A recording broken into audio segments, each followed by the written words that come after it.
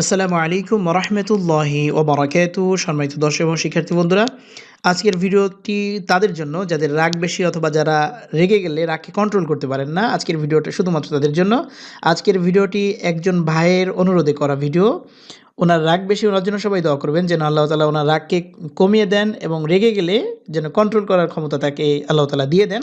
সম্মানিত দর্শক, আপনি যদি রেগে যান সেক্ষেত্রে আপনাকে কি করতে হবে, কি কাজগুলো করলে আপনি রাগকে কন্ট্রোল করতে পারবেন আর আস্তে, আস্তে আপনার ভিতর থেকে রাগ জিনিসটা চলে যাবে। সম্মানিত দর্শক, আপনারা যখন ক্ষেপে যান বা রেগে যান সেই অবস্থায় এই আয়াতটি পড়বেন। এটা সূরা আনআমের ১৩ নম্বর আয়াত। এছাড়া আর বেশ কিছু করণীয় কাজ আছে। এটার আগে অবশ্যই আউযু বিল্লাহি মিনাশ শাইতানির রাজিম এটা পড়বেন। আউযু বিল্লাহি মিনাশ শাইতানির রাজিম এটা নিয়ে একটা ভিডিও দেওয়া আছে। সেখান থেকে আপনারা একটু কষ্ট করে সহি করে নেবেন কারণ ভিডিওটি আমি লম্বা করতে চাচ্ছি না। তারপরে যে কাজটি করতে হবে, প্রথমে তো আপনি শয়তান থেকে আল্লাহ তাআলার কাছে আশ্রয় চাইলেন। দ্বিতীয়তে আয়াত পড়বেন। আপনার যদি